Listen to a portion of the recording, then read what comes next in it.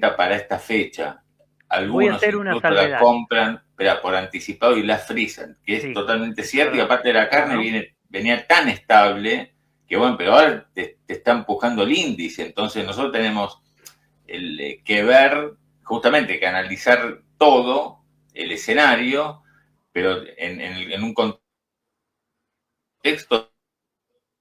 Se nos corta Claudio. ¿Se nos colgó, Claudito? Sí. Bueno. Claudio, ¿Está bien? se nos está cortando. Vamos a sacarlo y lo... Espera. Sí, sacalo Lo saco y lo vuelvo. Se vuelve a agregar cuando tenga mejor la conexión.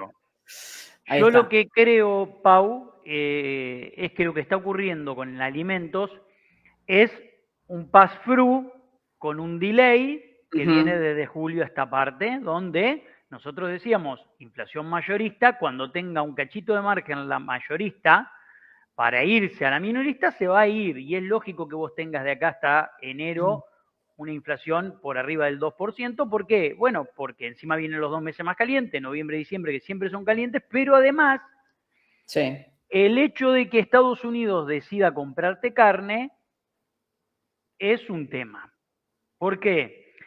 ¿Vos viste cuánto vale el kilo de lomo? No sé cuánto está. ¿Cuánto? 22 gambas.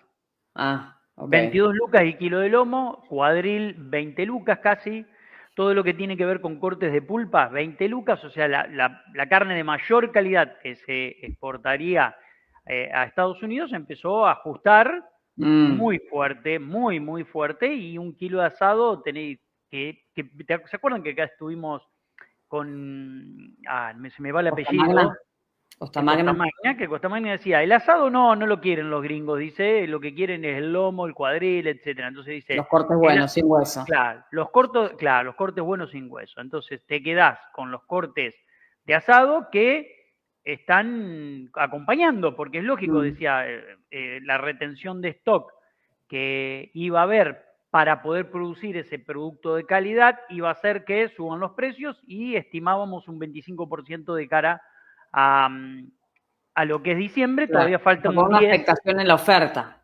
Claro, ¿no? Por una afectación en la oferta. Pero bueno, es lógico que es parte del modelo. Es parte del modelo de no priorizar al mercado interno y priorizar el mercado externo. Y es una decisión. Pero vos decís, mira, la inflación mayorista que nos había sorprendido, el último dato de inflación mayorista había sido del 3,7 el mes pasado. Entonces, vos lo que decís es, hay una inflación mayorista, o hay aumentos en realidad que vienen administrándose medio por goteo y calzándose en el momento que puede el comerciante trasladarlo a el cliente, porque está no complicado, lo entonces lo van mejor. Bien. Exacto, así, tal cual vos lo definiste. Hay un montón de aumento contenido que estaba esperando un momento, porque no nos olvidemos, el dólar arbitró va a ir a 900 y va a ir a 1000 y vamos a comprar en 1000, de aquel momento está en 1500, chicos. Entonces, uno de los elementos que impactan la inflación es el dólar. Más allá de que no emitas, más allá de que emitís, la base monetaria creció un montón, más allá de todo eso que vos digas, la lógica indica que el tipo de cambio tiene impacto en precios y es inevitable y ocurre, y vos ahora tenés que, por eso veo difícil también que se pueda cumplir con una inflación del 1 en algún momento. ¿Por qué? Porque tenés que trasladar todo lo que contuviste de quita de subsidios previo a la elección, porque no nos olvidemos que el gobierno, me decía el otro día un alumno en una clase, hace masismo austríaco. Estuvo muy bien. Estuvo muy bien. Bueno, fueron administrando en función de la elección un montón de variables, y una de esas fue, bueno, vamos a dejar para después de las elecciones soltar un poco más lo que tiene que ver con tarifas. Entonces, es lógico que vos tengas una inflación por arriba del 2,2%. Muchos dicen, bueno, pero es una inflación buena en relación a cómo veníamos. Claro que sí. Claro que sí. Ahí volvió Claudio. Ya acá estoy, ya me puse la... Gracias. Es una inflación que para esta etapa, la promesa, para este momento, para mitad del 2025, la inflación iba a dejar de ser un problema. Ahora Exacto. se corrió un poco el arco para mediados del año que viene, lo que dice el presidente. Ahora es un problemón, no un problema. Mediados del año que viene. Ahora es un problemón, ¿por qué? Porque vos tenés inflación del 2 con salario viajando al 1. Entonces, ahora sí es un problemón, porque no depende del número nominal de la inflación solamente. Depende del número nominal y del número relativo con los salarios. Entonces, si vos tenés inflación al 2,2 y tenés salarios que ajustan al 1, bueno, tenés un problema. Bueno, pero es el que venimos teniendo desde hace largos meses. Exacto. El tema es que la inflación no logra romper el 2% hacia abajo, digamos. No logra romper el 2% hacia abajo. Se busca que la inercia de la pérdida del poder de compra termine siendo el factor que termine de colapsar la inflación, y eso no ocurre. Y eso no ocurre. Y eso es un problema que el gobierno lo tiene que anotar todo el tiempo. ¿Por qué? Bueno, porque después vos te encontrás con que, bueno, la clase media, llenar un changuito te sale 800 lucas, estaba mirando recién, según un informe, la clase media empieza a desaparecer, ya tenés clase alta y clase baja, entonces todo eso tenés que administrarlo porque a vos te dieron un voto de confianza de cara al 2027, pero este tipo de cuestiones las vas a tener que ir resolviendo porque en definitiva es la calidad de vida de todos, ¿no? No, el tema es cómo haces para romper esa dinámica de inflación del 2%, pero sin que implique un atraso cambiario. El gran desafío es ese, porque lo que buscaban este año fue dólar estable para bajar la inflación, no lo lograron al punto, digamos, que necesario, entonces se te fue atrasando el dólar y se generaron toda la incertidumbre, tuviste que subir las tasas de interés, esas tasas de interés te reventaron la economía, las dudas por el dólar hizo que el tipo de cambio se fuera para arriba y por la recesión los precios no acompañaron la suba del dólar. Entonces, pero por la mala, tú ganaste competitividad, no por la buena. Sí, claro. Entonces, el tema es cómo haces ahora, que por un lado tenés la necesidad de que la economía vuelva a una senda de crecimiento y al mismo tiempo no perder competitividad, en todo caso defender la que ganaste, pero comprando reservas, ¿no? Bajando las tasas de interés. ¿Y cómo? Digamos, es un lío. Mira acá lo que nos dice, ahora te escucho, Batistón, dice, buen día, soy está bueno que te escuchemos a la gente, a ver qué dice primero. Dice, son muy dispares los aumentos. Ejemplo, aceite movió un 5% en septiembre y 8% en octubre. Yo lo voy trasladando en cuentagota para no quedar afuera del mercado. Claro, es lo que gracias Matías, lo que nos cuentan varios de ustedes, incluso los empresarios que nosotros charlamos acá, cómo la salida fue reducir márgenes, pero eso puede ser ante la emergencia, no es la idea, porque si reducís tanto los márgenes y si las empresas empiezan entre que pierden guita o laburar, también te la pueden bancar un rato. Pero después también que todos decimos, que la economía se maneje con márgenes decentes, no con lo que vivimos en el 2022, 2023, por toda la incertidumbre que había, pero tampoco que por una crisis o por una caída del consumo, los márgenes de ganancia de las empresas sean tan bajos que se quiebran las empresas. No, no es sostenible en el largo plazo eso. Claro, por eso. No es sostenible. Y si hay algo que no voy a hacer es defender el margen de una empresa, digamos. Un margen obsceno tampoco lo voy a defender. No, claro que no. Digamos, un margen razonable que permita la continuidad del negocio. Es lo mínimo que tenés que pedir. Lógico. Sí. A ver lo que dice acá Batista, yo vengo consumiendo más cerdo porque está por debajo del ternero, pero con este aumento del matambrito quedan 18 lucas. Vivo en la Patagonia.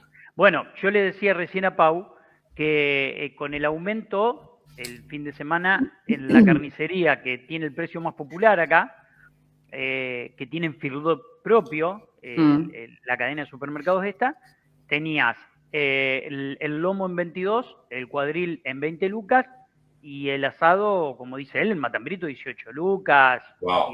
Sí, se se fue el demonio, ¿viste? Se fue el demonio. Vos decís, tengo que hacer un asado 5 kilos para una familia de 10 personas, son 100 lucas. 100 lucas, claro. Son solamente de carne, tenés que pensar en chorizo, morcilla. Ahí sí nos falta un chori. Por favor, ya hablamos de eso, Sol Domingo. Está bien. Sol Domingo. Bueno, ahora hablamos de eso, Sol. Está bien. Pero bueno, en definitiva, en inflación, digo, como para cerrar, un desafío grande porque tenés 2% en promedio y una expectativa de octubre arriba del 2%, con todavía una economía retraída, con tasas de interés que no permitían la expansión, por lo menos hasta ahora, hasta octubre. Entonces tenés un desafío hacia adelante si estás pronosticando una reactivación, ¿no? Absolutamente. Y hago una aclaración. 2%. La tasa de interés sigue sin bajar porque no bajan los encajes. Hay una disparidad entre lo que es la tasa de interés activa y la pasiva que es brutal. Está bajando fuerte la pasiva, pero la activa no está acompañando, bueno, lo hablamos el otro día, que es como inelástica. Sí, claro. Vemos, ahora nos metemos también con ese tema, yo te diría que se ve medio mixto todavía, ¿no? Empieza a ordenarse, porque en lo que es adelanto de cuenta corriente, la verdad es que bajó un montón. ¿Cuánto está en adelanto de cuenta corriente hoy? Y está en el 42%. Claro, bajó la mitad. Bajó la mitad o más y viene consecutivamente en baja. Plazos fijos también. Los créditos personales es lo que más resistido, pero históricamente. Me parece que en lo productivo y en hipotecarios se viene viendo ahí una senda, por lo menos en estos pocos días que llevamos después de las elecciones. Nos metemos ahí dale, sí, te sigo. Tasas. Dale. A ver, primero los plazos fijos, ¿no? Fíjense, hay como... Estos son datos actualizados que venimos siguiendo, que Paula viene siguiendo prácticamente todos los días. Fíjense cómo cayeron los rendimientos de plazo fijo desde las elecciones, ¿no? Exacto. Ya están... desde el 5. Esta es la variación que dice contra el 5 de noviembre. El 5 de noviembre habíamos comparado contra el 30 de octubre, ¿no? O sea, del 30 de octubre a ahora, la baja fue, en algunos casos, de 10 puntos, el recorte. Esta última comparación que les traigo es versus la semana pasada, donde vemos que la gran mayoría recortó y ya se están ubicando todos por debajo de bueno, hay una amplitud, ¿no? Pero hay una amplitud, tenés el que menos paga el Banco Provincia, 24%, o sea, un 2 mensual. Y de ahí llega al 33, el que más paga, el que más tarda en recortar, que es el Nación. Sí. Claro. Sí. ¿Y cuánto decís que bajaron? ¿10 puntos desde cuándo el rendimiento contra el 30 de octubre. Sí, contra el 30 de octubre. El que más bajó, creo que había bajado 10 puntos, me había fijado cuando la estaba armando. Sí. Pero bueno, ya empezamos a ver plazos fijos, tasas en términos interanuales, ahí casi, o sea, en el límite de ser negativas. ¿No? Porque si uno piensa en una inflación del 30, Santander, el francés, ya se ubican ahí, ¿no? En el 27. Bueno, el provincia me llama la atención, ¿no? El 24. El provincia estaba, mira, el 31 del 10 estaba en 34, hoy 24. El Credicop, que estaba en 33. El Banco Macro, 32, estaba en 34, digo, el 31 del 10. Esto viene bajando desde el 50%. Sí. Y después el resto estaba en torno al 32%. O sea, los bancos, la primera medida, digamos, es la tasa pasiva, plazos fijos, es bajarla así sensiblemente. ¿Qué pasa? Veamos qué pasa con los créditos. Esta es la de, con los créditos, ¿no? Adelanto por cuenta corriente, o sea, la toma de crédito bien a corto plazo para cubrir baches por parte de las empresas, que es una herramienta financiera que utiliza muchísimo, 42,7, 42% de tasa nominal anual. La semana pasada, el último dato había sido 49 y veníamos de niveles que... 190. 190 supo tocar un día, una locura, pero bueno, siempre arriba del 100%, digamos, en los últimos meses. Claro. Lo cual era destructivo total. Así que... Ahora, sí. Sí. ¿Cómo analizás vos, Batista, esto? Baja de tasa de interés versus lo que estamos viendo con el dólar, ¿no? Un dólar muy calmo, en un momento donde la oferta es prácticamente muy chiquitita, nula.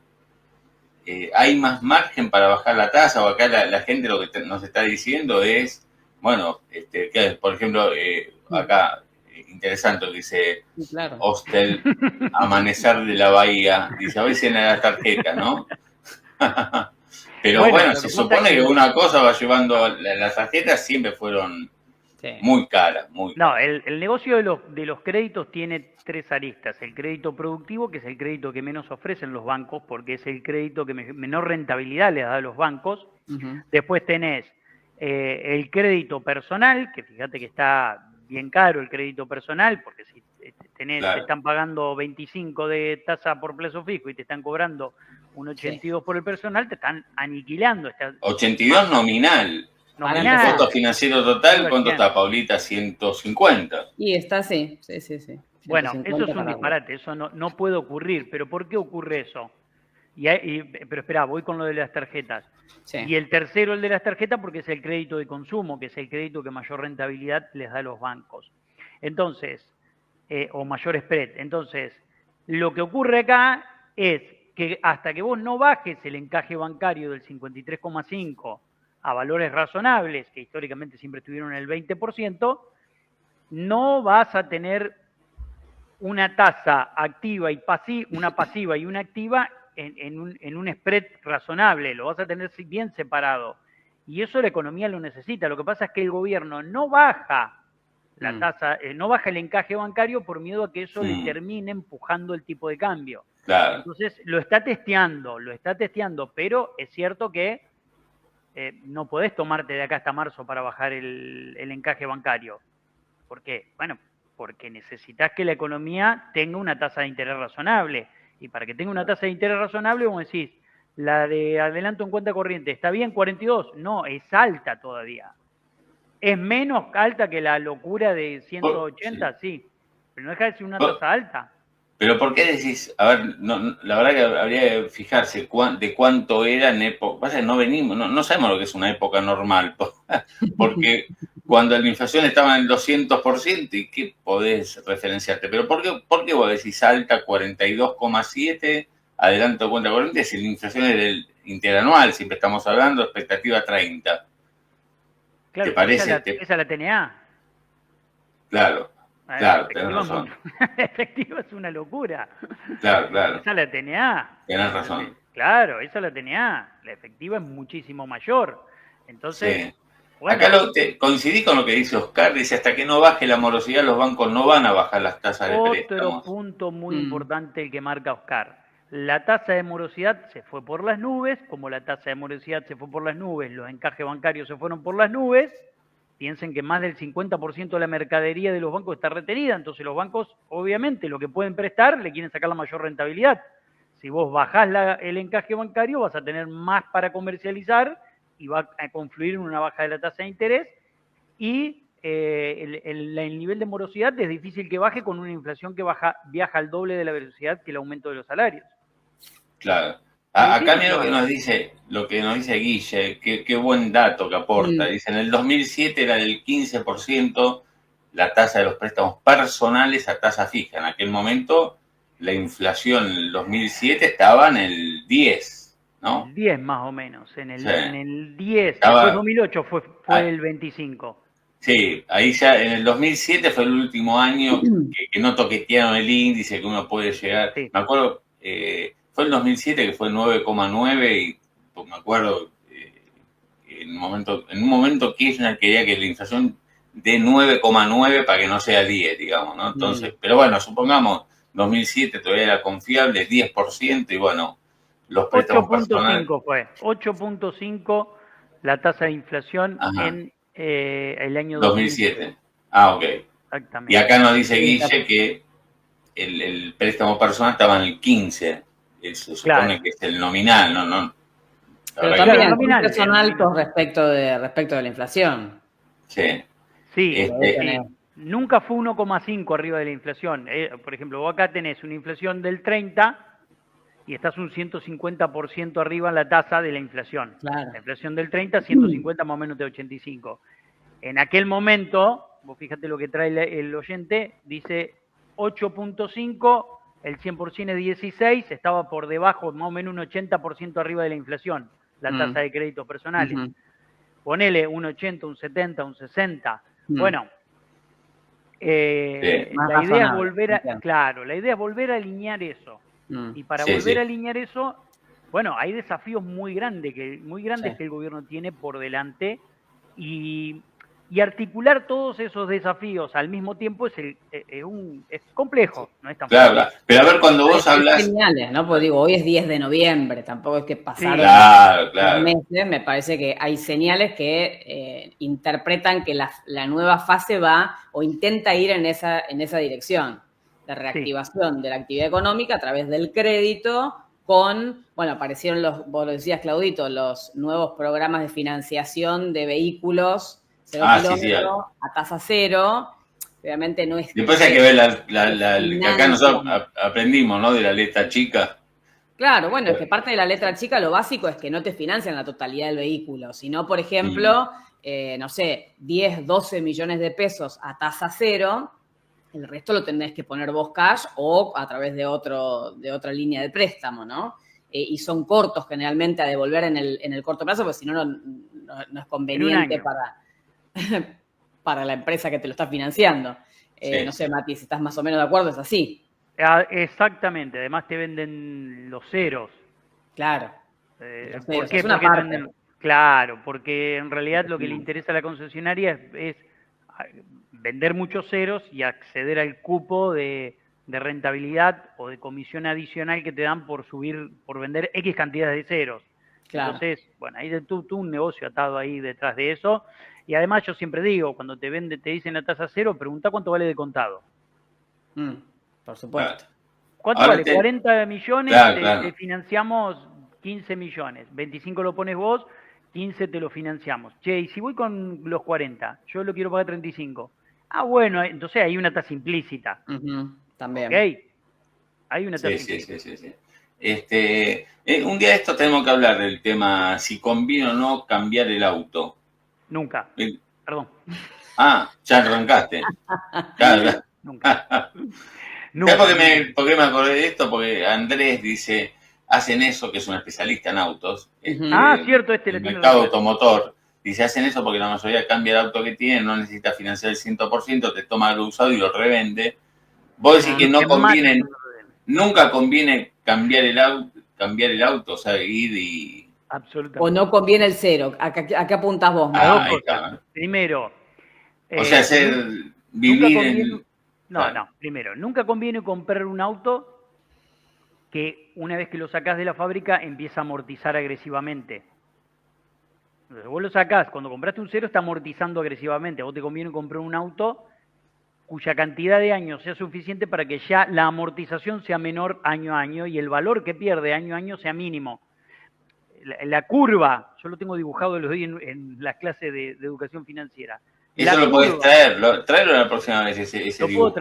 Lo puedo traer porque la curva de un vehículo, es más, lo voy a buscar, mientras vos charlás 2 minutos con Pau, lo voy a buscar y te lo voy a pasar acá, mirá. ¿Cómo andás, Pau? ¿Bien? Acá decía alguien que, ¿todo bien? Que Volkswagen te financiaba 20%, 20 millones y se devuelven 24 meses. O sea, generalmente los planes son así, a devolver en 12 o en 24 meses y te financian, mira, acá hasta 20 millones o entre 10 y 20 millones te deben financiar. Después ahí tiene razón lo que dice Batista, dice, si mientras él busca todo, él decía... Bueno, hay que ver también tasa cero, pero comparámelo con el precio contado del auto, porque entonces estás disfrazando totalmente. El costo del financiamiento, ¿no? Ahora va a venir. Ahí le pasé a Álvaro, mirá. Ahí te pasé, Álvaro, el gráfico para que no lo explique en el aire yo. Claro, sí. Y así no se puede vivir, Batista. Yo pienso igual que vos, pero así no se puede vivir. Dice, Tecno is dead. La gente que dice, voy a invertir en un auto, del lado del eje vertical ustedes tienen el A valor. ver, explícalo bien. Valor en dinero real. Y abajo tienen los años de amortización del vehículo. Okay. El primer año de amortización del vehículo te tumba un gran valor real del vehículo. El segundo año también. El tercer año entonces, esperá, eso quiere decir que vos comprás el auto a 100 pesos, ¿no? Que es Claro. lo que vemos ahí a la izquierda. Entonces, en el primer año, ¿cuánto te baja el valor del vehículo aproximadamente? Ahí no está... Tumbaste un 20% del valor del vehículo. O sea, entre un 15 y un 20. Sí, lo que suelen decir es que vos sacás el auto 0 kilómetros de la concesionaria y lo andás un cachito y ya se te fue ahí un 20%. O sea que... Perfecto. Nadie compra, yo no compraría nunca un activo el cual baja el 20% a la semana. Claro. Y lo sabés ciertamente, digamos. No, acá no es variable. No hay ninguna variable. Vos sabés que sacaste el auto de la concesionaria. Tiene 100 kilómetros y vale un 20% menos. Hay una destrucción del capital del 20%. Segundo, fíjate, año 2, año 3, y ya en el año 5 la pérdida del valor de mercado del vehículo es mucho menor. Es mucho menor, obviamente, dependiendo de las condiciones del auto, si el auto está con pocos kilómetros, etcétera. Por eso el auto ideal es el auto que tiene 5 años de vida en el mercado y que tiene pocos kilómetros y está muy bien cuidado. Ese es el auto ideal para comprar. Ajá. Y se lo discuto a cualquiera. Ahora, mira lo que te dice el Pepe, que se llama el Pepe cualquiera. No, Pepe Sonet. Le digo porque se lo discuto a cualquiera. Bueno, ahí viene el Pepe cualquiera. Dice, Batista, ¿por qué no la cruzás con la curva de mantenimiento? Y mira la sonrisa. Además el bostero, el Pepe. Muy bueno lo que dice, muy bueno lo que dice Pepe. Muy bueno, muy bueno. Pepe, un auto de 5 años con 40.000 kilómetros, que es lo que yo dije, ¿eh? Tenés que ir a buscar un auto de 5 años con pocos kilómetros. Vos te encontrás con un montón de gente en el mercado que al tercer año está cambiando el auto para seguir, porque dice, me quedo, ¿viste? Si no lo cambio al auto ahora, yo me quedo, entonces tengo que ir a un auto nuevo. Y vos entrás a una concesionaria acá en mi ciudad y tenés autos de 3 años con 20.000 kilómetros a patada. ¿Qué curva de mantenimiento tiene ese auto? 0, estás ahí, asentado está ese auto. Pero ¿por qué alguien, que es no dudo, al contrario, esto no dudo de lo que vos estás diciendo, pero me llama poderosamente la atención? Yo pasé por una concesionaria antes del fin de semana, viste, iba caminando y veo que uno de los autos que están vendiendo es chapa AG, o sea, del año pasado. Yo digo, ¿por qué venden? ¿Cuál es la razón de que alguien se compra un auto y lo pone, como vos decís, teniendo 20.000 kilómetros, o el que dice AG, muy probablemente tenga menos de 20.000 kilómetros, un auto de un año? ¿Por qué? Tal vez acá en el chat me lo puedan explicar también. Porque cree que está invirtiendo. Porque cree que está invirtiendo. Porque como no conoce... Pero no entiendo cómo, pero ese pensamiento es decir, no, porque hay gente que la gente es onza, ¿cómo? No, hay un montón de gente que le gusta cambiar el vehículo todos los años o año y medio. Yo conocí una persona acá en mi ciudad que todos los años cambiaba el auto y toda la ciudad estaba esperando que él deje el auto y se peleaban por el auto de él, porque lo entregaba con 10.000 kilómetros. Cuando el auto pasaba los 10.000 kilómetros, lo entregaban a la concesionaria. Hay gente que le gusta viajar en un auto nuevo y le gusta comprar un auto nuevo. Y vuelvo a lo que dijo el oyente. Dice, cruzalo con la curva de mantenimiento. Si compraste un auto de 5 años con 20, 30, 40.000 kilómetros hasta 60.000, tiene 0 mantenimiento. Quédate tranquilo porque hasta los 120 no empiezan con problemas. Segundo punto. Y el costo del seguro, cuando sacaste el 0, uno de 5... es así contra sí, sumalo. Entonces, por eso insisto que el mejor momento para cambiar el auto es nunca, a menos que el auto tuyo que vos tenés pase los 150.000 kilómetros y ahí el costo de mantenimiento empieza a traerte un problema. Claro. Entonces ahí sí tenés que sacarte de arriba el vehículo e ir a buscar... un auto de 150.000 kilómetros, ¿qué haces? ¿Lo dejás tirado? Lo vendés por chatarra, digamos. 150.000 dije. 150.000, sí. Sí. ¿Tiene valor de reventa? Olvídate. Estamos con un amigo de la comunidad Zíngar acá con nosotros. Javi Mona, Javi Mónaco dice, hay que hacerse amigo de ese vecino mayor que Muy va a bien. vender el auto como son Obvio. 50 años de No, comprarlo. lo que tenés que hacer es ir en la ciudad. Yo lo que hago en la ciudad cuando quiero comprar un auto, es más, ahora estoy en proceso porque tiene 132.000 kilómetros y va a llegar a los 150 y yo ya sé que lo tengo que cambiar. Entonces, ¿qué estoy haciendo en la ciudad? Veo Vas el auto que me recorriendo, viendo gusta, carteles. no paro y le digo, ¿lo vendés? La verdad que tiene sus añitos. ¿Cuántos kilómetros tiene? 40.000. Déjame que lo pienso. Y ahí vas.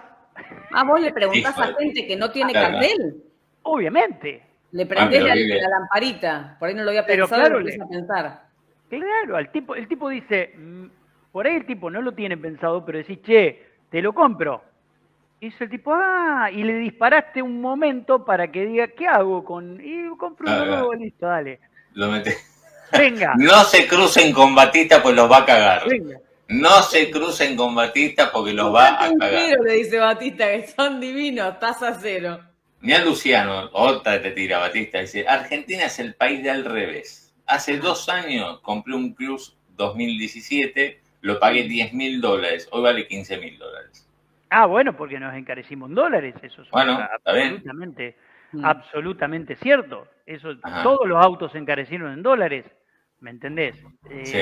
Es así, no hay nada que hacerle. No hay nada que Está hacerle, bien. todos los autos se encarecieron en dólares.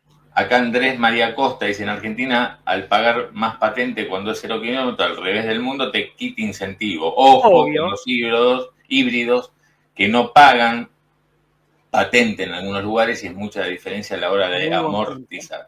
La patente y segundo, el costo de transferir el vehículo. ¿Nadie lo suma eso? Claro, claro. Una torta transferir un vehículo. Cuando haces la transferencia, vos pensás una persona que cambia cada 3 años el auto, tiene un costo de transferencia cada 3 años. ¿De cuánto? ¿3, 4 palos? Sí, sí, sí. ¿Número? ¿En esto coincidís o no? Acá te doy toda la palabra, pues, y a vos también, Pauli, obviamente. No tengo idea de autos. Aprendí a manejar a los 40 años, imagínate. Mire. La vida útil del rodado es cada vez más baja, dice Mr. X. ¿Esto es verdad? No sé, son los mecánicos, digamos. Andrés, preguntémosle a Andrés, pero lo cierto es que la calidad de los vehículos para determinados mercados, como el nuestro, que es un mercado que siempre está en crisis, etcétera, no podés traerle productos de altísima calidad todo el tiempo, entonces tenés que ir bajando en pequeños detallecitos. Por ejemplo, yo tengo un auto que antes tenía la versión anterior y la versión anterior tenía en el baúl amortiguadores hidráulicos y ahora tiene ganchos este. Y vos decís, ¿bajó la calidad? Sí, bajó la calidad.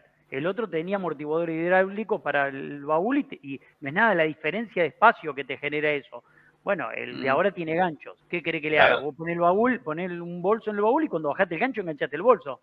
Entonces, ¿qué significa eso? Bueno, que le bajaron la calidad para vender. Claro. Acá el doctor Ezequiel dice, con el razonamiento de Batista, seguimos andando en el Renault 12. No, yo no dije eso.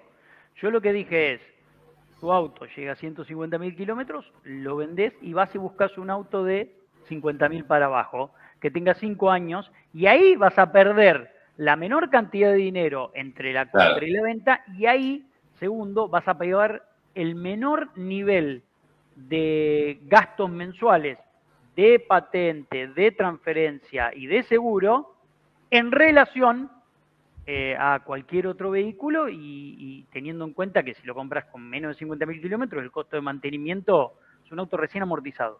Acá mirá, Sebaplot dice, el que compró un Fiat Crono 0 kilómetros en el 2023 pagó $10.000. Hoy lo pagás 23.000. ¿Realmente no conviene? Yo lo que, sin conocer de autos, digo, y está bien, pero ¿qué vas a hacer? ¿Lo vendés a 23.000 y vas a pata, Sebaplot? Porque vos lo vas a vender y el otro auto, en vez del 2023, modelo 2025, es también en dólares. Es como todo. A menos que vos me digas, los salarios en dólares aumentaron. Subió todo. Todo. Subió todo, sí. ¿viste? Es como, acá Gonzalo el Piti Martínez dice, es como decir que vas a invertir en unas vacaciones, ¿no? Comprarte un auto como si fuera una inversión. Exactamente, por eso yo soy negado a esas cuestiones. eh, soy negado, es mi forma de ver las cosas. Yo estoy Sí, negado a sí, esas sí. cosas.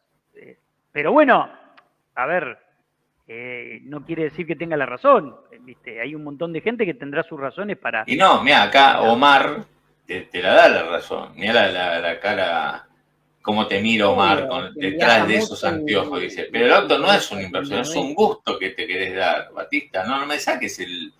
Ah, Vos bueno, porque todo lo ves a nivel de ganeo perdí.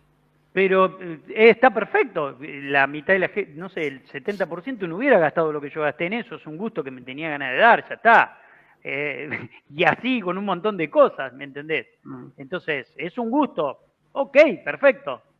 Sí, sí. Perfecto. Mira Matías Galarza, interesante, mete acá una marca, dice, amigo Batista, escucha, dice Matías Galarza, fíjate en el Toyota, te sale más caro comprar un usado casi cero por la demora de la entrega. Entiendo que te dice, te sale más caro un usado que tenga tal vez pocos kilómetros que un cero porque te demora mucho en entregar. Está bien, pero eso es una excepcionalidad del mercado, nada más, Sí, sí, sí.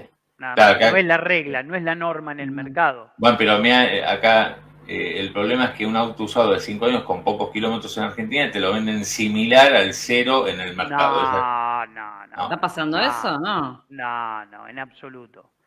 En absoluto, no, no. Un auto con 5 años, acá en cualquier lugar del mundo, tiene una pérdida de valor de mercado que si tiene pocos kilómetros es el auto ideal para comprar. Es el auto ideal para comprar. Batista, te faltó el costo de la documentación, los Tiene razón, impuestos. tiene razón, tiene razón, tiene razón. Y ni hablar si te metiste en un crédito para comprarlo y pagaste tasa Mm. de interés. Sí, Si te sí, metiste en un crédito para comprarlo y pagaste tasa de interés, estás al horno. Entonces, sí, viste, claro. he visto mucha gente que hace esfuerzos Sí. incomprensibles para sentarse arriba un 0 kilómetro, chicos. Y los veo pagando intereses todo el tiempo de 500, 700 lucas El, por mes, Pero sistema hay una ¿Qué francés. cuestión pasa? de Idiota. prioridades en la vida, de Escuchó, escala sí. me parece, ¿no? De valores en cuestiones materiales. O sea, me parece que se Tendríamos que Ahí habla hacer, ya entramos en un terreno muy claro, lindo que tiene que ver con que voy a contar lo que me dijo el otro día una persona. Me dice, bueno, pero vos tenés que pensar que el vehículo con el que vos andás muestra el prestigio que vos tenés, lo bien que te va en la vida, etcétera. total. Muy bien, le digo, muy bien. ¿Qué querés que te diga? Y hay gente que lo procesa así Es y tu se forma de endeuda ver las para cosas, le digo, eso qué o sé para una yo, casa. O para una qué casa que sé después yo. tampoco puede mantener. Yo prefiero sí. tenerlo en bonos, en acciones, qué sé yo. Bueno, es tu forma de Ah, ver, no es la mía. me gustaría, Paulini, a ver si para los próximos días, ahora igual se lo voy a plantear a ustedes, pero para los próximos días tener esto. Plan de ahorro.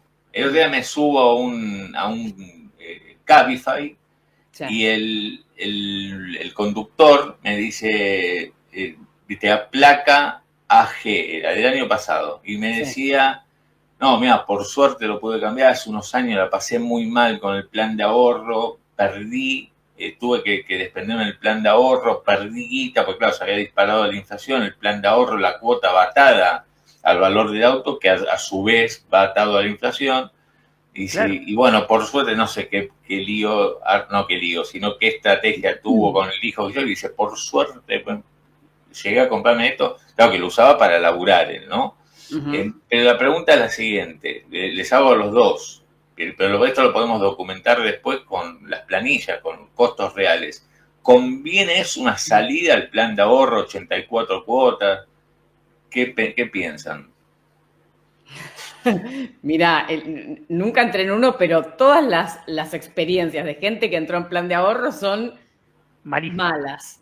No voy a decir nefastas, pero malas, de malas experiencias y de terminar pagando una fortuna. Sí. Pero por supuesto que lo podemos documentar en un poco de info para aquellos que pueden llegar a pensar en entrar en un plan de ahorro. Ajá. Pero fíjate O sea que no buscamos publicidad en planes de ahorro, digamos. No. No, capaz que Plan hay de alguno ahorro igual bueno. estafa, No, dice. no dejamos afuera a ningún amigo que quiera venir a decir que tenga un buen Un plan de chiste, un ahorro y chiste. podemos publicitar, No, me pero llama la atención que sean tan contundentes Mirá, acá Andrés, siempre me gusta el tema autos, le doy bola, especial bola a Andrés porque se dedica al tema. Dice, el plan de ahorros en Argentina es una trampa, salir ahí. Plan de ahorro no. Pero ¿Andrés usted lo tiene dice... concesionaria? ¿Qué tiene Andrés? O sea, estaría bueno que diga. Él vive en España, pero es como un Vive en España, especialista en tema autos. Si querés contarlo, Andrés, no me acuerdo realmente. Es un capo, me manda mensajes, todo. Oíme, Batista, pero fundamentame por qué no. Fundamentame, porque hay mucha gente que está diciendo, o lea, los escucho a ustedes, lee el chat y dice, no, pero ¿por qué no? A ver, racionalo, ¿por qué no? No, ¿plan de ahorro? Sí. No, absolutamente. ¿Pero por qué no? Otra vez. Comprás una cuota aparte de un explícale vehículo.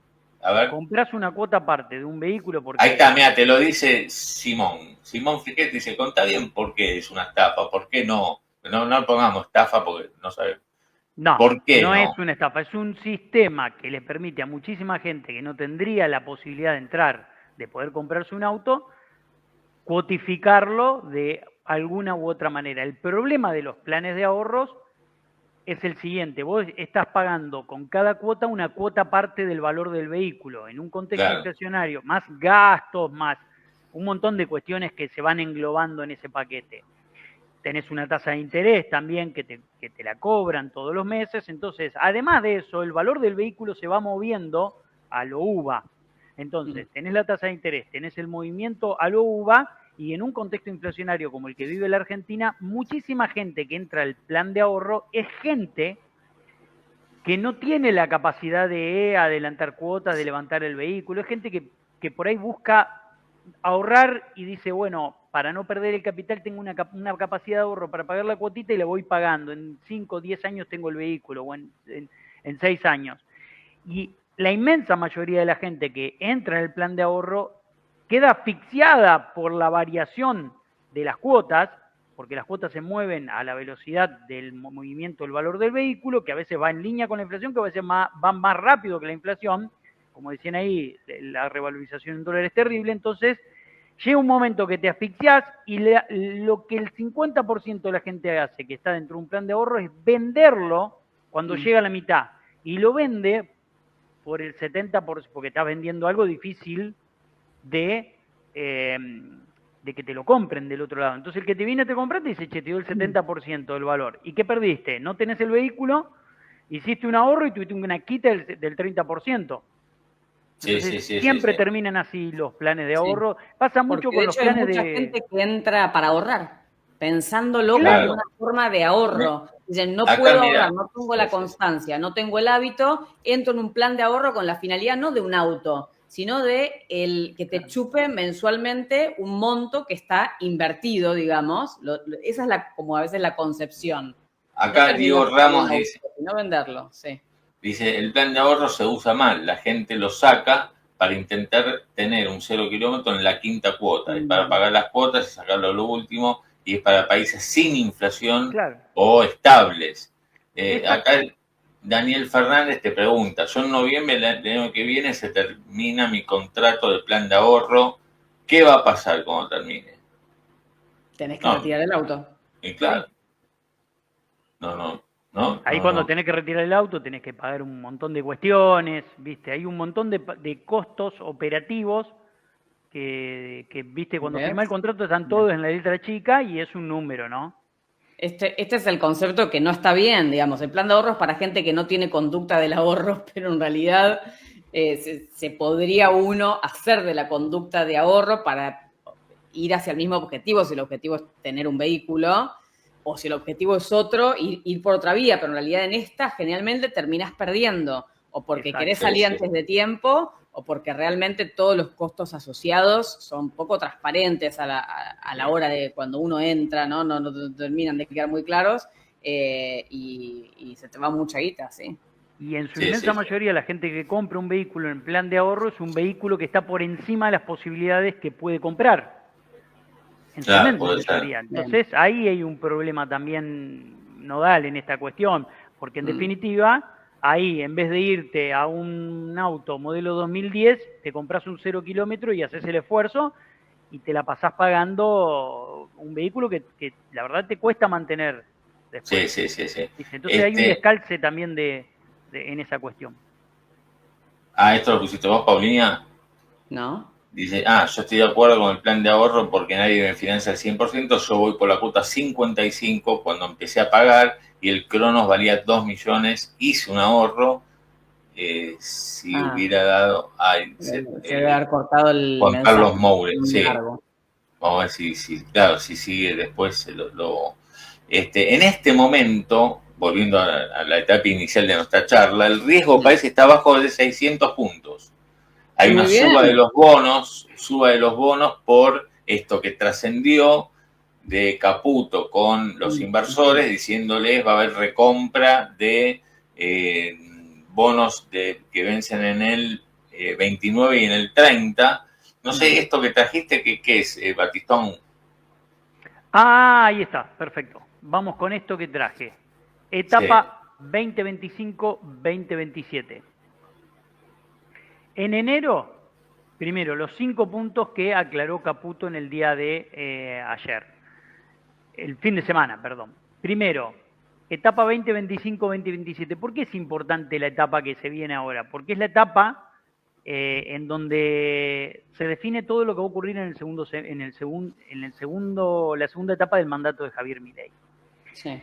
Y por eso todo el mundo dice el momento de hacer las correcciones y el ajuste, de llevar el auto al taller, ya que venimos con la idea del auto, de llevar el auto al taller, hacerle el service, etcétera, es ahora. ¿Por qué? Porque es el punto más lejano a la elección. El punto más lejano de la elección. Entonces, claro. En enero vencen 2.600 millones de dólares de capital y 1.700 de interés. En total, 4.300 millones. Acá, sí. Perdón que te interrumpí. Acá después, si querés, tengo esto para que podamos analizarlo, que es el perfil de vencimiento de deuda en dólares para los próximos mes por mes, de acá hasta fin del 2026. Pero volvamos a tu placa. Tengo todo para que vos te sientas con la info. Perfecto, bárbaro. Después pasame ese gráfico, está muy bueno. Hay 1.000 millones que están en manos del Fondo de Garantía de Sustentabilidad, por lo tanto ahí se espera un roleo del 100%. Roleo del 100% directo. En ese marco, el roleo del 100% te va a permitir casi un 40% del capital que vence, rolearlo. Bien. Rolearlo. Por lo tanto, es plata que sale y vuelve a entrar. Algo muy positivo para el gobierno. ¿Qué es lo que busca el gobierno? Bueno, garantizarse el roleo total. Para eso, ¿qué hizo? Anunció una recompra de bonos. Va a recomprar los más cortos. Los AL29 en todas sus formas y los AL30 en todas sus formas. ¿Para qué? Para tratar de lograr una baja del riesgo país a la zona de 500 puntos. Ahí viene el tercer... Claro, y viene el tercer elemento del programa y del plan que está pensando Caputo, que es emitir nuevos bonos por el orden de 5.000 millones a una tasa del 9%. Para eso necesita un riesgo país en 500. Claro. Por eso Caputo anunció un proceso de compra de reservas. Lo que no está determinado es el monto, el importe, ni nada. Sí les anunció a los banqueros que va a empezar a comprar reservas a mí me parece que esto es un poco el mensaje, como decía Pau antes, nosotros vamos para acá. Estos son los lineamientos. A ver si puede influir en las expectativas del mercado para que el riesgo país baje sin que compre. Claro. ¿Por qué? Porque, claro, el gobierno tiene miedo, y sobre todo Caputo, que si compra se le levante el tipo de cambio al techo de la banda. Entonces, lo que está buscando es influir en las expectativas del mercado para decir, vamos a hacer lo que el mercado está esperando. Que ya vio que eso sucedió, digamos, el mercado se puso de muy buen humor después de haber trascendido lo de Washington, la conferencia de Berlín, ¿no? Entonces, esto es como darle una vuelta más de confirmación a los inversores, al mercado en general, de que efectivamente es por ahí. Exactamente. Entonces está buscando influir en las expectativas, ¿viste? Como cuando estás en una subasta y te vienen peleando el precio y tirás un precio bastante más alto para tratar de influir en las expectativas diciendo, este tipo está dispuesto a hacer lo que hay que hacer. Bueno, ¿Qué es lo que está diciendo Caputo? Yo estoy dispuesto a comprar reservas, que es lo que me viene pidiendo el mercado, y el mercado que entiende, y lo juzga muy positivo, bueno, por fin terminamos de negar la curvatura de la Tierra. Entonces ahora el gobierno acepta que si no compra reservas, nosotros no vamos a ponernos optimistas con los bonos argentinos. Claro. Entonces, me parece que ahí quizás logre Caputo influyendo en las expectativas y comprando alguito, colapsar el riesgo país. Porque el mercado ve que va en ese sentido. No lo sabemos, no lo sabemos, pero puede lograrlo. Puede lograrlo.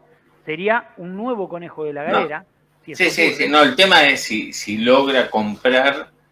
A ver, porque yo la pregunta que te quiero, yo te iba a decir, si logra comprar la cantidad de dólares que necesita teniendo en cuenta estos vencimientos de la deuda que se vienen, que son exigentes, fíjense, tanto al sector privado, los multilaterales, con el Fondo Monetario, con el BOPREAL, pago de capital, pago de intereses, que un poco la idea debería ser, y bueno, de alguna manera con todo lo que son vencimientos de capital se refinancian en acuerdo con Estados Unidos, digamos que Estados Unidos te dé un soporte, por ejemplo, a través del swap, para que vos refinancies los vencimientos de capital y los vencimientos de intereses, y con la baja del riesgo país logras refinanciarlo en el mercado. Ahora, eso lleva tiempo. O sea, no es, se me ocurre, no sé, a menos vos opines lo distinto, Batista, se me ocurre que lleva tiempo esta baja del riesgo país a 500, como decís vos, para lograr el acceso al mercado y refinanciar desde ahí. Pero y acá va mi pregunta, ¿hay chances de que a la Argentina lleguen tal cantidad de dólares de inversión, en principio financiera, o a través de, no sé, las obligaciones negociables de las empresas, pero me imagino que son caudales más puntuales, para que sea un alivio, para que gatillen justamente la posibilidad de refinanciar vencimiento de deuda, la llegada de inversión financiera, en principio, después veremos cómo seguirá, pero que te ayuden a bajar el riesgo, a refinanciar? ¿Eso lo ves o no lo ves? Hay un condicionamiento, y volví a la placa anterior, hay un condicionamiento muy importante. Primero, no creo que compre por 24 mil millones de pesos, unos 16 mil millones de dólares, el gobierno. No creo que lo compre por 24 billones, tiene que emitir mucho y el gobierno es muy cuidadoso con eso. Por lo tanto, me parece que ahí va a estar con mucho cuidado, comprando reservas, un poco manejando el timing del mercado. En segundo lugar, en los 5 puntos que ves ahí, en ninguno de esos está la salida del cepo para el gobierno, el desarme del cepo. No anunció nada en ese sentido, y Pinco dijo la semana pasada, yo me voy de Argentina, y no vamos a ingresar a Argentina si no hay salida del cepo. Si no flexibilizan el dólar, ¿no? El tipo de cambio, que desde ese lado no hay flexibilización, sino que se mantiene el esquema de bandas, digo, hablando de cómo corrige el dólar. Porque el punto número 5 es ese. El punto número 5 es, las bandas van a ir a 1.5, cuando ya dijimos que la inflación está al 2, y que ya estas bandas te quedaron fuera del esquema. Nosotros hace tiempo que venimos insistiendo que el esquema de bandas se tiene que modificar. Caputo lo que hace es cambiar para que nada cambie. Esa es la sensación que a mí me dio. Tirar el mensaje de la banda va a ir al 1.5%, y esa sensación me da a mí que para el mercado le da sabor a poco, ¿no? Porque el mercado lo que venía esperando era un desarme de las bandas o unas bandas de flotación, no que se vayan moviendo al 2, un nuevo esquema de banda de flotación que tomen como piso ya 1.300, que nadie duda que es difícil que el dólar vaya por debajo de los 1.300 por una cuestión de flujo. Hoy totalmente irrelevante el piso, ¿no? Pero muy relevante. El presidente en la nota del Financial Times decía, las bandas se van a ir volviendo irrelevantes. Claro. Pero creo que lo charlábamos con vos, que en realidad por lo menos el techo se está volviendo cada vez más relevante por quedar cada vez más atrasado en relación a la inflación. y a las expectativas futuras que, como les mostramos hace algunos minutos, están en torno al 2%. Exacto. Entonces, ¿cuál es el riesgo que tenés acá? Que ese techo que se te vuelve, como bien dice Pau, cada vez más relevante, empiece a oficiar de Kroll al 1%, al 1,5%. Que ese techo en algún momento del verano, no digo en noviembre, diciembre, porque tenés una buena liquidación de cosecha, de trigo vas a tener en diciembre, va a tener mucha venta de dólar para pagar aguinaldo, fiesta de fin de año, regalo empresarial y todo ese tipo de cosas, y vas a tener en noviembre liquidación de obligaciones negociables, como ya estamos viendo, hay colocación y liquidación de obligaciones negociables, por lo tanto, recién en enero vas a tener, como te pasó el año pasado, algún tipo de tensión que vuelve a aflorar en el mercado. ¿Por qué? Por las vacaciones, etcétera. Entonces, ahí corres el riesgo de que este esquema, por eso digo, se está definiendo el 2025 y 2027.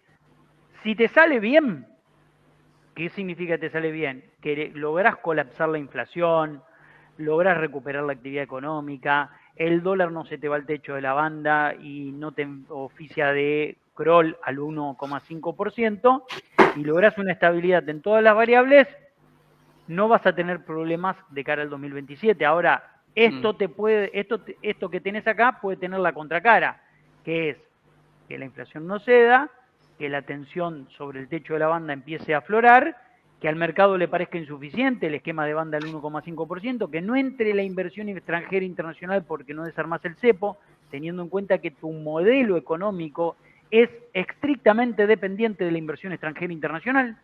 Por eso te preguntaba si vos veías un escenario de ingreso fuerte de capitales, vos me aclarabas ahí, pero no en la medida de lo que necesita el gobierno, ¿no? No. Teniendo en cuenta el perfil de vencimientos, pero lo que sí se nota es que hay un clima, después del domingo 26, un clima de apoyo, digamos, sí, una fiesta financiera bursátil muy grande, ¿no? Dio vuelta a las expectativas y ahora las tiene que sostener. Tiene que sostener. Lo que pasa es que para sostenerlas, y acá me hago una pregunta. Yo el otro día recibí un paper de un agente de bolsa que hablaba de la posibilidad en 12 meses de tener bonos en la zona de 5%, como los tenía Macri en su momento. Yo me pregunto, ¿por qué un inversor que tiene bonos argentinos, que ganó mucho, que el bono llega a la zona de 9% de TIR, 8% de TIR, baja un 7% de TIR, baja un 6%, no lo vendería? Entonces ahí aparece una resistencia, ¿no? Claro. Ahí aparece una resistencia a la recuperación del riesgo país, a la baja de la tasa de interés. ¿Por qué? Porque yo creo que el 90% de los que tienen bonos y dicen, che, ya comprimió al 7% de TIR, y bueno, la verdad que tengo mucho más para perder que para ganar, si hay alguna corrección. Entonces ahí te puedes encontrar con correcciones y con una resistencia. Así como tenés una resistencia para que un soporte para que la inflación no baje del 2%, puedes encontrar una resistencia para que, o un soporte para que el riesgo país no baje a la zona de 500. Ok. ¿Y esa resistencia en dónde la encontrás vos para que no baje a 500 puntos? 9 puntos. Para mí, vos me preguntas a mí, ¿vos tenés bonos, Matías? Sí, tengo bonos, hay 38. ¿Qué estoy esperando? Bueno, que comprima una tasa del 9%. ¿Comprima una tasa del 9%? Ok, listo, no hay más nada que hacer acá. Para mí. O sea, que baje el riesgo a 500, decís vos. Que baje el riesgo a 500. Cuando bajó a 500, y me tengo que poner en vendedor de los bonos. ¿Por qué? Porque ¿qué más voy a buscar? ¿Qué más tengo para buscar? Porque no se olviden que el flujo y el capital juega contra otros activos todo el tiempo. Entonces vos decís, bueno, ¿dónde puedo obtener más rentabilidad? Y puedo obtener más rentabilidad en otros lugares que en estos bonos. Entonces ahí es donde la compresión de tasas creo que tiene ahí un límite muy importante, ¿no? Los bonos argentinos son atractivos porque tienen dos dígitos de TIR. Claro.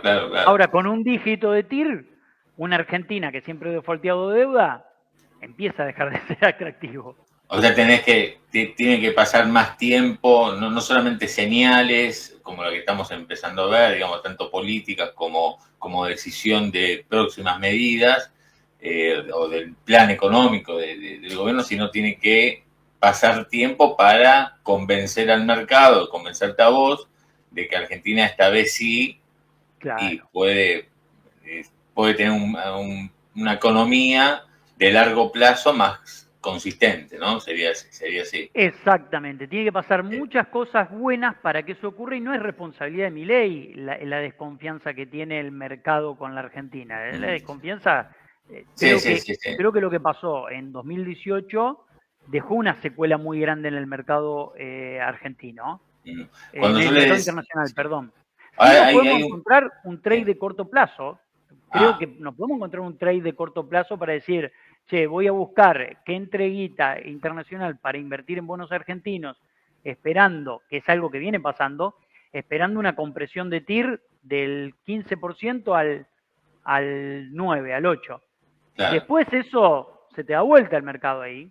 Sí, sí, sí. Esta es la apertura, cuando yo les decía recién el riesgo país abajo de 600, fíjense, ¿no? La apertura de los bonos después de esto, de que trascendió de Caputo a inversores, los bonos el 29 y el 30 subiendo entre 1,3 y 1,5%, 1,6 arriba del 35, 1,7% arriba del Argentina 41, tenemos una linda suba, ¿no? De los bonos, claro, que se está, digamos, justificado en lo que trascendió antes del fin de semana de parte de Caputo. Acá hay dos personas que te hacen la misma pregunta, en el mismo sentido. Dice Sebaplot, vamos a seguir caros en dólares, ¿qué cambia para la micro?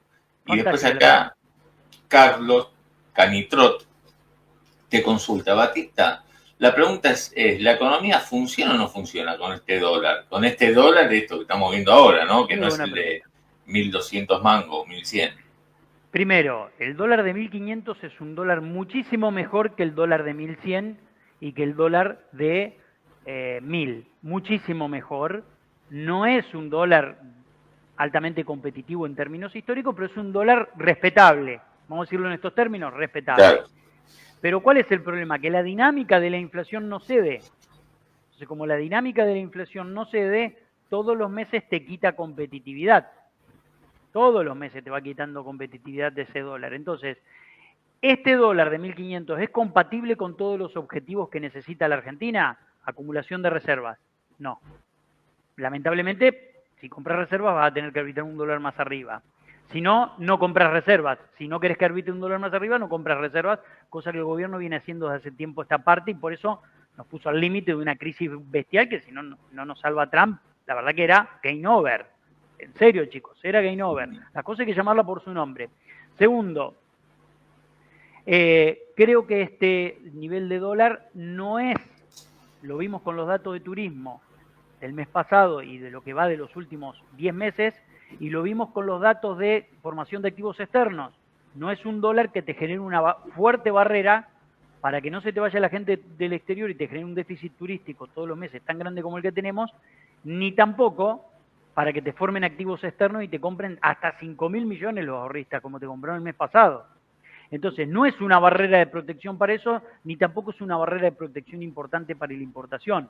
Por lo tanto, el ruido que le hace a la micro este nivel de dólar, con este nivel de encarecimiento en dólares que tiene la Argentina, vamos al ejemplo del auto que trajo el chico, 10.000 dólares el auto, 25.000 dólares hoy, bueno, hay un problema ahí. Entonces, ¿qué es un problema inicial? Que lamentablemente salió mal la corrección de precios relativos al inicio de la gestión de Javier Milei y estamos arrastrando esa mochila. Y mi pregunta es ahora, las bandas de flotación a lo largo de 2026 y 2027, y esta pregunta está abierta porque no la sabemos, va a significar una profundización en el mediano plazo de esa mochila, porque si eso ocurre, tenés el quilombo que tuvo Alberto en 2022. Claro. El mismo que tuvo Alberto en 2022. Entonces, por eso digo, se define, lo que haga Caputo y el equipo económico ahora, define lo que va a pasar en la segunda mitad del mandato de Javier Milei.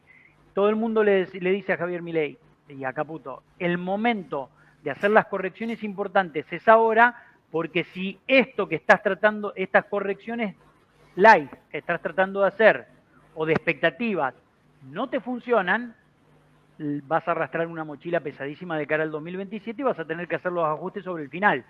O alguien te va a tener que financiar el desequilibrio, como pasó hasta la elección. ¿Nosotros qué decíamos en septiembre del año pasado? Hacé la corrección ahora. Claro. ¿Y todos qué nos decían? No saben nada, econochantas, ensobrados, mandriles. No, ¿Y cómo terminó eso? Con un crawl en marzo que se agotó y que te tuvo que rescatar el FMI. ¿Y eso cómo terminó en septiembre? Con un Estados Unidos que te viene a rescatar. Entonces, viste, no hay que discutir la curvatura de la Tierra, chicos. Sí. Alberto la discutió, mira cómo le fue. Sí, sí, sí. Claro, claro.